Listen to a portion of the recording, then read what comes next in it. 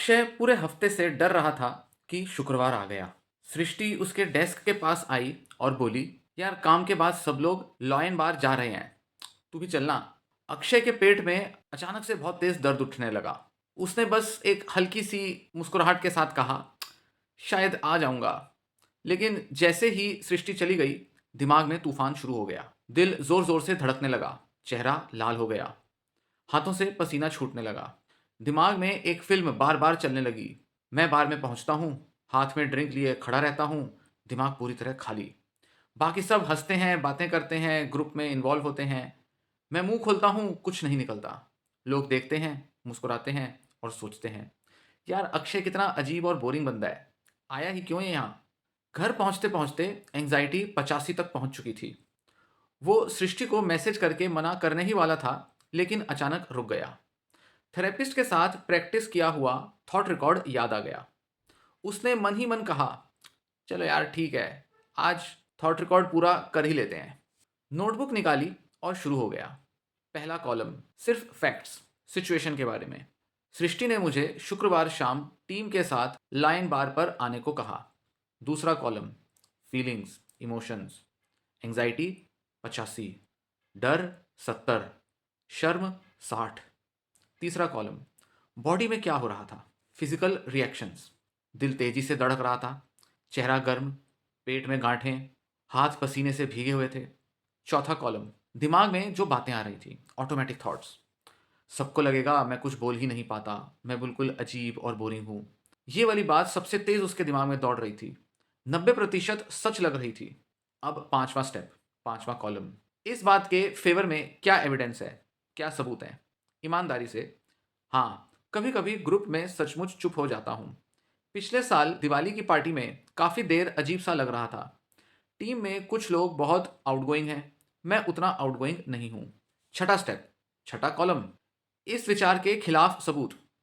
थोड़ा रुककर सोचा, फिर अक्षय ने लिखा, सृष्टि ने खुद मुझे पर्सनली बुलाया है। अगर उसे लगता कि मैं बोरिंग हूँ तो वो क्यों बुलाती। लगभग सबके साथ वन ऑन वन अच्छी बात हो चुकी है।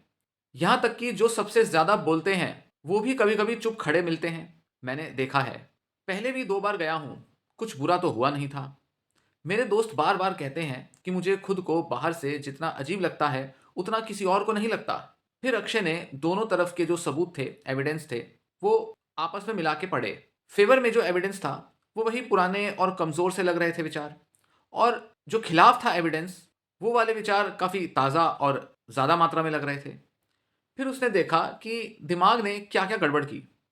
दूसरों के दिमाग को पढ़ने की कोशिश की, जिसे माइंड रीडिंग कहते हैं। भविष्य बता दिया, फॉर्चून टेलिंग, पहले से ही बता दिया कि क्या होगा, क्या हो सकता है, और सब कुछ ब्लैक एंड व्हाइट कर दिया। ये कुछ ऐसे थिंकिंग बाइसेस उसने नोट किए। एंग्जाइटी अपने आप 60 तक नीचे आ गई। सातवां स्टेप, सातवां कॉलम, एक नई बैलेंस्ड सोच। ग्रुप में चुप रहने के पल आ सकते हैं, लेकिन इसका मतलब ये बिल्कुल नहीं कि सब मुझे अजीब और बोरिंग समझेंगे। ज्यादातर लोग तो खुद में ही मस्त रहते हैं। इन लोगों के साथ मेरी पहले भी ढेर सारी नॉर्मल बातचीत हो चुकी है। इस नई सोच पर कितना भरोसा था अक्षय को? 70%। पुरानी सोच पर भरोसा घटकर 50% रह गया। एंजाइटी अब सिर्फ 40% रह गई। आखिरी स्टेप, आखिरी कॉलम, बिहेवियरल एक्सपेरिमेंट। अब करूंगा क्या? फोन उठाया, सृष्टि को मैसेज किया, हाय, कल जरूर आ रहा हूँ, 6:30-7 बजे के आसपास पहुंच जाऊंगा, और एक इमोजी भी बना दिया। और नोट्स में 2-3 आसान से सवाल लिख लिए जो कि वो बार में बात को शुरू करने के लिए पूछ सकता था। जैसे, वीकेंड में क्या क्या मजा किया, कुछ अच्छी मूवी या सीरीज देखी क्या। मैसेज भेजते ही एंजाइटी 25-30 पर आ गई। अभी भी थोड़ी थी, लेकिन अब वो एक बड़ा बैरियर नहीं लग रही थी। बस हल्की सी आंधी थी जिसके बीच से आसानी से चला जा सकता था। नोटबुक बंद करी, हल्के से मुस्कुराया और मन में बोला, कल बस अपना वाला अक्षय बनकर जाऊंगा। पहले भी ये सब कर ही लेता था, दिमाग बस कभी कभी भूल जाता है। और पहली बार पूरे हफ्ते में उसे सच में शुक्रवार का इंतजार रहने लगा। ये एक उदाहरण है सोशल एंजाइटी के एक पेशेंट के बारे में, जिसने सीबीटी के थॉट रिकॉर्ड को अपने जीवन में अपनाया, उसके बारे में रेगुलरली नोट्स लिखे। और ये केवल एक इंसिडेंट नहीं, उसने इस तरह के काफ़ी सारी सिचुएशंस का थॉट रिकॉर्ड बनाया और इस थॉट रिकॉर्ड में उसने अपनी एंग्जाइटी को एनालाइज किया और एंग्जाइटी के साथ जो विचार जुड़े थे, उसके मन के जो बिलीफ जुड़े थे, उनको एनालाइज किया और फिर देखा कि किस तरह का एविडेंस उसके नेगेटिव बिलीफ्स के फेवर में है और उसके नेगेटिव बिलीफ्स के अगेंस्ट कौन सा एविडेंस मौजूद है। जब इस दोनों तरीके के एविडेंस को आपस में तोला, तो अक्षय को समझ में आया कि क्यों उसका जो डर है, उसके जो नेगेटिव बिलीफ्स हैं, उसके फेवर में कोई बहुत बड़ा एविडेंस नहीं है या कुछ ऐसा एविडेंस नहीं है जिसको कि अमल में लाया जा सके, क्योंकि उससे कुछ फायदा होने वाला था नहीं, केवल एंग्जाइटी बढ़ती थी।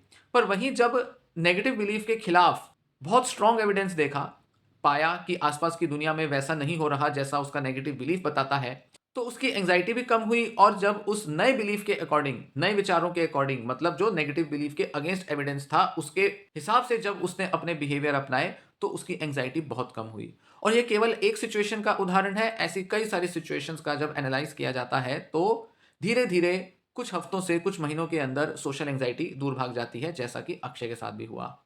तो ये एक छोटी-सी कहानी थी अक्षय के बारे में और उसकी सोशल एंग्जाइटी के बारे में, कि कैसे वो सीबीटी की एक्सरसाइज़ेस को डेली लाइफ में अपनाता था और कैसे इन एक्सरसाइज़ेस को अपनाकर उसने अपनी सोशल एंग्जाइटी को दूर किया।